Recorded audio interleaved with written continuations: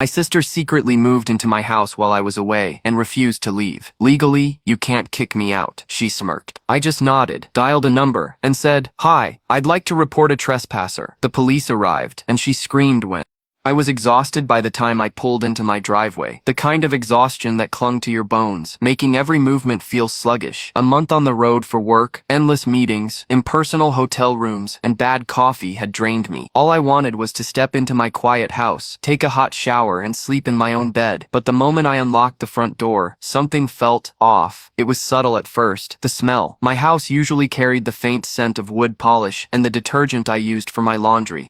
Now, there was something different in the air, something floral, lavender, maybe. A candle? I didn't own anything like that. Then I noticed the shoes by the door, not mine, a pair of sneakers and fluffy slippers, neither of which belonged to me. My brows furrowed. My first instinct was that maybe someone had broken in, but there was no sign of forced entry. My stomach tightened as I stepped further inside, scanning the living room. The furniture had been rearranged. My couch, which had always faced the TV, was now pushed slightly to the right. The coffee table had been shifted. A blanket, one I had never seen before, was draped over the arm of the couch. And then there was the laundry. A small pile of clothes sat on the armchair in the corner. A pair of leggings, a hoodie, socks, a bra. I stopped in my tracks. Someone had been living here. Before I could process the implications, I heard a voice. "Oh, hey, you're back." I spun around, and there, standing in my kitchen as casually as if she belonged, was Tessa, my sister. She was perched on a stool, one leg tucked under the other, stirring a cup of tea like she had all the time in the world. Her dark hair was pulled into a messy bun, and she was wearing my hoodie, one that hung loosely over her frame. She didn't look remotely guilty. For a moment, I couldn't speak. I was too stunned, my brain struggling to catch up. "Tessa," I finally managed. "What the hell are you doing here?" She shrugged, blowing on her tea. "Needed a place to stay." My heart pounded. My sister and I weren't exactly close. In fact, the last time we had spoken was over a year ago, when she had called me asking for money again. When I had refused, she had hung up and blocked me. That was it. No argument. No goodbye. Just radio silence for a year. And now, she was here? I shook my head, trying to make sense of it. "How did you even get in?" "Mom had a spare key," she said, like it was the most natural thing in the world. I clenched my jaw. Our mother had a habit of overstepping boundaries, but giving my sister a key to my house without asking, that was a new level. "You didn't think to ask before moving in?" I asked, my voice tight with frustration. She sighed dramatically, as if I was being unreasonable. "You weren't here, and I didn't have anywhere else to go. That's not my problem." She finally looked up at me, her eyes narrowing. "Jesus, can you calm down? It's not like I trashed the place. That wasn't the point. The point was that I had come home, expecting peace and quiet, only to find my estranged sister had taken it upon herself to move in without my knowledge. I exhaled sharply. "Okay. Well, I'm back now, so you need to leave." She tilted her head slightly. "Actually, legally, you can't just kick me out." My stomach dropped. "What?" She set her cup down and crossed her arms. "I've been staying here for over a month now. Technically, that means I have tenant rights." Tenant rights. The words sank into my skull like peat, son. I stared at her, waiting for her to crack a smile and tell me she was joking. But she didn't. She just looked at me with that smug expression, like she had won some kind of twisted game. Something inside me snapped into place. I wasn't going to argue. I wasn't going to waste my breath. I pulled out my phone. Tessa watched, her smirk faltering slightly. "What are you doing?" I didn't answer. I scrolled through my contacts and pressed the call button. She sat up straighter. "Who are you calling?" I lifted the phone to my ear. "Hi," I said calmly. "I'd like to report a trespasser." Tessa's face drained of color. "You're seriously calling the cops on me?" "Yes," I said, meeting her eyes. "I am." For the first time, there was real panic in her expression. "You can't do that. I'm your sister. You should have thought of that before breaking into my house." I turned away from her, focusing on the dispatcher's voice on the other end. I explained the situation as simply as I could, that I had been away for work, that my sister had entered without permission, and that she was now refusing to leave. The dispatcher told me officers would be sent over shortly. I thanked them and hung up. Tessa stared at me like I had just betrayed her in the worst possible way. "You're really doing this?" I didn't answer. Minutes passed in silence. Then came the knock at the door. 2 uniformed officers stood outside. I stepped back, letting them in. Tessa instantly turned into a mess of tears and shaky words. "This is my brother's house," she sniffled. "I didn't have anywhere else to go." One of the officers turned to me. "Sir, do you have proof that she wasn't given permission to live here?" I pulled up my phone. I had nothing from Tessa asking to stay. The last text she had ever sent me was over a year ago, and it was just her telling me to go to HL after I had refused to send her money. She was never supposed to be here, I confirmed. The officer nodded, then he turned to Tessa. Ma'am, if you don't leave willingly, we'll have to remove you. Tessa's expression twisted from desperation to fury. She turned to me. You're really doing this? Over a place to sleep? This isn't about a place to sleep, I said quietly. This is about respect. You don't get to walk back into my life when it's convenient for you and expect me to just let you. Her nostrils flared, but she saw the finality in my expression. The officers gave her 10 minutes to pack. She stomped around the house, grabbing her things, muttering insults under her breath. Before she walked out, she turned back to me one last time, her eyes blazing. You'll regret this, she spat. I didn't respond, and then, just like that, she was gone. The officers left soon after, and I stood alone in my house, the silence settling around me like a heavy blanket.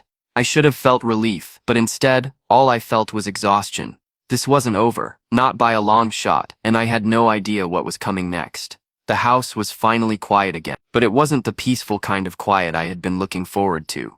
It was the kind that made my skin itch, like something was lurking just beyond my line of sight. Tessa was gone, but the mess she left behind remained. Her scent still clung to the couch cushion. Her forgotten hair tie sat on the bathroom sink. A few stray socks were wedged between the couch and the wall. I spent the next hour undoing every change she had made. I moved the furniture back into place, gathered up anything she'd left behind, and dumped it all in a trash bag. I wasn't about to hold on to anything of hers, and yet, no matter what I did, I still felt like an intruder in my own home. I tried to tell myself that this was over, that I had handled the situation, that she wouldn't dare come back. But I knew my sister better than that. This wasn't over. It started with the calls. Blocked numbers. At first I ignored them, figuring it was just spam. But then came the text. Tessa, I can't believe you actually called the cops on me. Tessa, do you know how humiliating that was? Tessa, you owe me for that. I didn't reply. A day later, another text came in, this time from a number I recognized. Mom, call me, now. I sighed, already knowing where this was going. But ignoring Mom was never a good idea, so I hit dial. She answered on the first ring. What the HLL is wrong with you? I pinched the bridge of my nose. Hi, Mom, nice to hear from you too. Don't start with me, she snapped. Your sister called me in tears. Actual, hysterical tears. Because you had her thrown out like she was some kind of criminal. She broke into my house. Mom, I said. My patience already wearing thin. She moved in without telling me. What did you expect me to do? I expected you to act like a brother. I let out a dry, humorless laugh. Oh, so now we're playing happy family? Where was this energy when she was treating me like a human ATM and cutting me off the second I stopped giving her money? She had nowhere else to go, Mom argued. You could have let her stay. I felt my jaw tighten. Why didn't you take her in? Silence.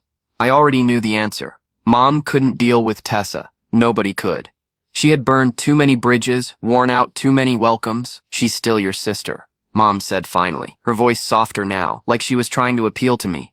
Family takes care of each other. I exhaled sharply, pressing my fingers to my temple. Mom, I'm not talking about this anymore. She's gone.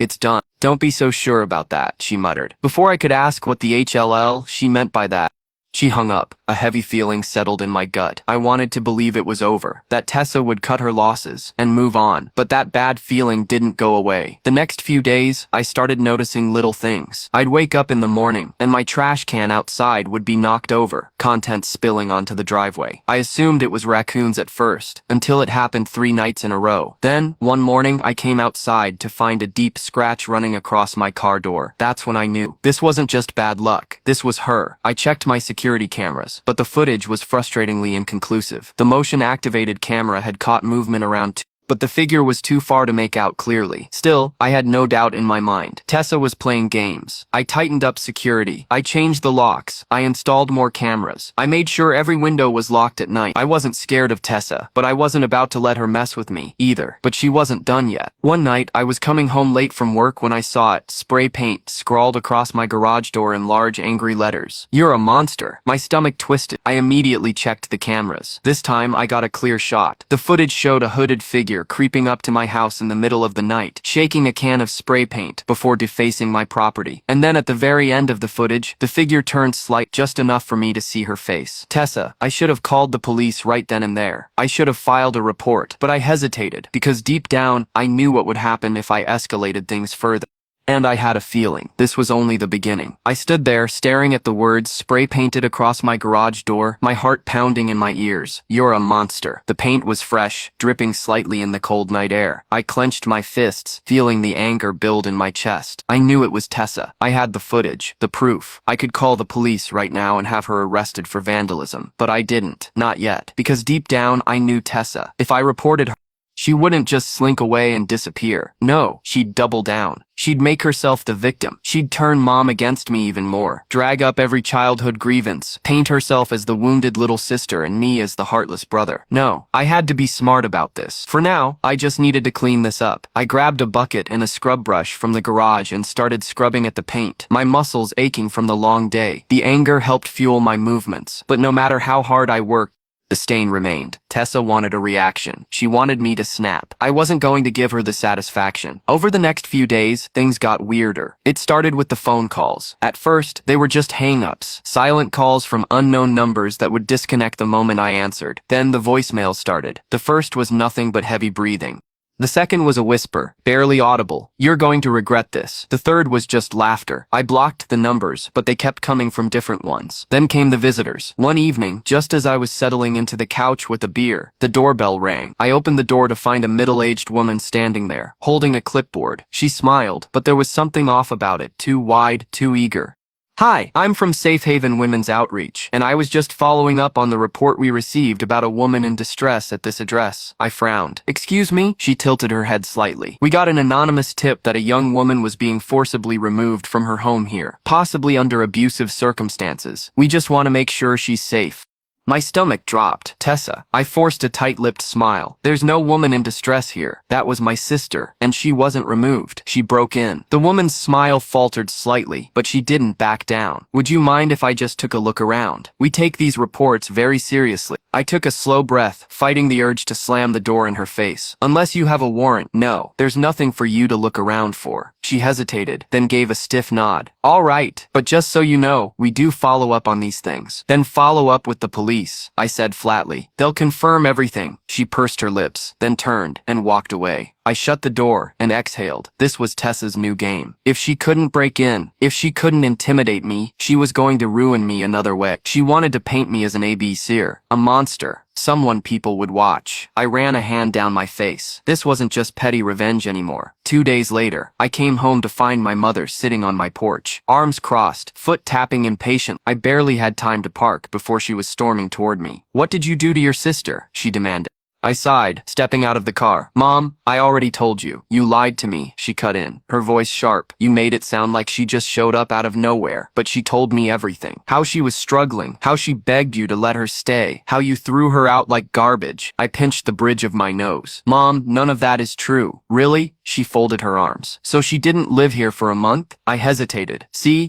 She huffed. "You did let her stay, and then you got sick of her." I gritted my teeth. "I didn't let her stay. She broke in. She used your spare key, by the way, something I never gave permission for, and she never asked me. Not once. She just moved in." Mom shook her head. "You're twisting this." I stared at her in disbelief. "Mom, she vandalized my house. She sent some outreach lady to investigate me like I'm some kind of criminal. She's been harassing me with blocked calls, and you're still taking her side?" She exhaled, rubbing her temples. "She's your sister, and I'm your son," I shot back. "When does that matter?" Her lips tightened. I let out a bitter laugh. "You know what? I don't even know why I'm arguing. You always side with her, no matter what she does. You make excuses. You enable her, and I'm done with it." Mom's expression hardened. "You think you're so perfect, don't you?" I clenched my jaw. "No. But at least I take responsibility for my actions." She looked like she wanted to say more, but instead she just shook her head. "You're making a mistake," she muttered. Then she turned and walked away, leaving me standing there in the cold. That night, I couldn't sleep. I lay in bed, staring at the ceiling, the weight of it all pressing down on me. Tessa wasn't done. Mom wasn't on my side. And if I didn't put a stop to this soon, it was going to get worse. I had tried reasoning. I had tried ignoring her, but Tessa was escalating, and I had a feeling that whatever she did next, it wasn't just going to be a prank. It was going to be something that could ruin my life. Or worse. I didn't sleep that night. I lay there, staring at the ceiling, thinking about everything Tessa had done so far. The break-in, the phone calls, the spray paint. The fake ABC allegations. She wasn't just being a nuisance anymore. She was trying to ruin my life. And the worst part, I knew she wouldn't stop until she won. That's how she operated. She pushed and pushed until people gave in. Not because she was right, but because dealing with her was exhausting. But I wasn't going to give in. I was going to put an end to this. The next morning, I called my lawyer. I explained everything. Tessa breaking in, her refusing to leave, her attempts to harass me, and the vandalism. Do you have proof of all this? He asked. I pulled up the camera footage of her spray painting my garage. Plenty, he sighed. Honestly, you should have pressed charges earlier, but we can still take action. Let's start by filing a restraining order. That'll make it a legal issue if she tries anything else. I nodded, and if she keeps going, then we press charges. But let's see how she reacts to the restraining order first. I filed the paperwork that same day. The moment the restraining order was approved, an officer delivered it to Tessa personally. I wasn't there to see it, but I got a text from her not long after. Tessa, you're really doing this. Tessa, to your own sister? Tessa, you don't know what you've just started. I ignored it. She wanted a reaction. She wasn't getting one. Tessa's last move for a few days. Things were quiet. No more calls. No more visitors. No more vandalism. I let myself believe, stupidly, that maybe, just maybe, she had finally given up. Then I got a letter in the mail, an eviction notice. At first, I thought there had been some mistake. I was the owner of the house. There was no landlord to evict me. But when I looked closer, I saw it was a fraudulent notice. Signed with a fake attorney's name. Tessa was trying to scare me into leaving my own house. I let out a slow breath, forcing myself to stay calm. She was desperate. That meant I was close to winning. I wasn't going to let her get the last laugh. I took the fake eviction notice straight to the police. The officer at the desk read it, frowned, and sighed. This is fraud, and considering the restraining order, this is enough to press charges. Good, I said. Do it. The next day, I got a call from my lawyer. They arrested her. I blinked. Already? He chuckled. Turns out she had a few other outstanding legal issues. Credit card fraud, unpaid debts, even an old warrant for skipping a court date. She made it easy for them. I sat back in my chair, letting that sink in. Tessa had been so focused on ruining my life that she hadn't thought about her own. And now, she had finally done herself in. Mom called me later that night, her voice tight with anger. Did you really have your sister arrested? I sighed. No, Mom. She had herself arrested. I just finally stopped protecting her from the consequences. Silence. You always did hate her, she muttered. I closed my eyes. No. Mom, I just stopped letting her walk all over me. She didn't have a response to that. Tessa spent a few nights in jail before getting released on bail, but by then, she had bigger problems. Her legal issues were catching up with her. She had fines to pay, a court date, a mess she couldn't blame on me. And the best part? She couldn't come near me anymore. The restraining order held. The harassment stopped. She tried once to get back at me by bad-mouthing me to family members, but most of them already knew what she was like. And the few who believed her, I let them. I didn't need to convince anyone of the truth, because for the first time in a long time, I didn't care what she thought, and that was the best revenge of all.